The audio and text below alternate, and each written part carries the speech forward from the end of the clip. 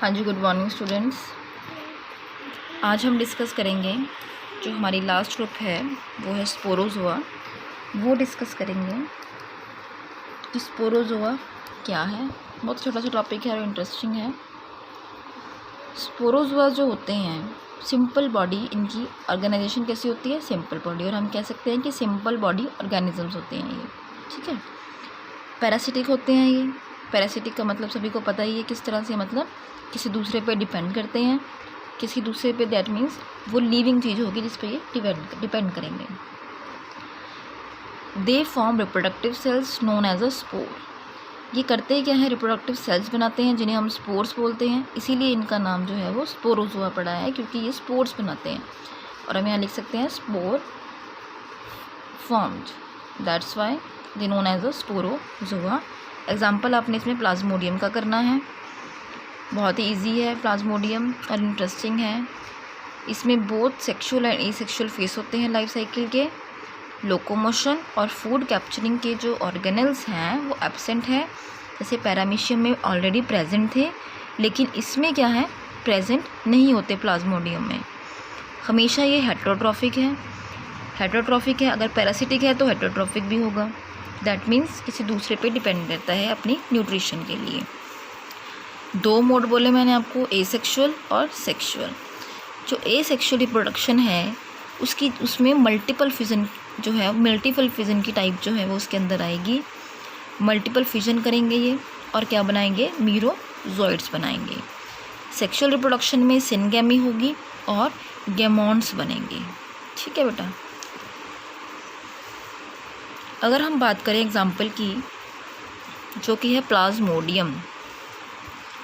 Plasmodium क्या है, एक मलेरियल पैरासाइट है। दैट मीन्स मलेरिया जो है वो कॉज करता है हमारे अंदर। मलेरिया कैसे कॉज करता है ये, इसके दो होस्ट होते हैं प्लाज्मोडियम की। एक तो ये रहता है ह्यूमंस में, एक फेस जो होता है इसका ह्यूमन में होता है, और दूसरा फेस किस में होता है इसका, मॉस्किटो में। ये दोनों जो हैं ये होस्ट हैं जिनके अंदर ये रहता है malarial parasite plasmodium. They are transmitted by the female anopheles mosquito. Mosquito कहा ना मैंने अभी, कौन सा मॉस्किटो, फीमेल एनाफ्लीज। हम कहते हैं कि मच्छर के काटने से मलेरिया होता है। कौन से मच्छर के काटने से, फीमेल एनाफ्लीज। ये क्या करती है फीमेल एनाफ्लीज, इंजेक्ट करती है स्पोरोजोइड्स को, जो कि इसकी प्रेजेंट होते हैं सलाइवरी ग्लैंड्स में, into the host of the blood of the string. That means इसका जो सलाइवरी ग्लैंड है, सलाइवरी ग्लैंड हम गले के आसपास का जो एरिया होता है वहाँ पे सलाइवरी ग्लैंड प्रेजेंट होते हैं। जो भी ये बाइट करता है हमारे ऊपर, जैसे मान लो हमारी बाजू पे, कहीं भी किसी भी हमारी बॉडी पार्ट पे इसने बाइट किया, तो अपने ये जो इसके माउथ पार्ट्स हैं उसके थ्रू जो स्पोरोजोइड्स हैं सलाइवरी ग्लैंड से ट्रांसमिट होकर हमारे ब्लड में आ जाएंगे, ठीक है। सबसे पहले क्या होगा, आरबीसी में जाएंगे। आरबीसी क्या है, red blood cell. Red blood cell को आपने लाल रक्त कणिकाएँ भी बोलते थे पंजाबी में। और आरबीसी से सबसे पहले जब हमारी बॉडी में मलेरिया पैरासाइट एंटर करता है तो सबसे पहले हमारे लीवर पे अटैक होता है। लीवर पे अटैक होगा और वहाँ पर जो एसेक्सुअल फेस है इसका स्टार्ट होगा। दैट इज़ हमारे अंदर, ह्यूमंस के अंदर इसका एसेक्सुअल फेस होता है और मच्छर के अंदर सेक्सुअल फेस चलता है। हमारे ये लीवर पे अटैक करती है और वहाँ पर चलता है, और जो मॉस्किटो होता है उसके स्टमक के अंदर, ठीक है बेटा। उसके बाद जो फीमेल एनाफ्लीज है वो दोबारा से इंजेस्ट करेगी मीरोजोइड्स और क्या बनाएगी, जाइगोट। जाइगोट से दोबारा से वो सलाइवरी ग्लैंड में जाएगा।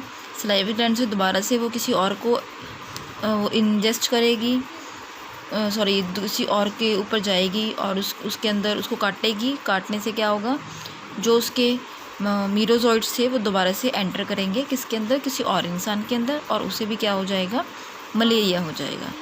इस तरह से मलेरिया जो है, कि मैंने आपको बहुत शॉर्ट में समझाया है, पूरा डिटेल में है वैसे ये, कि किस तरह से होता है।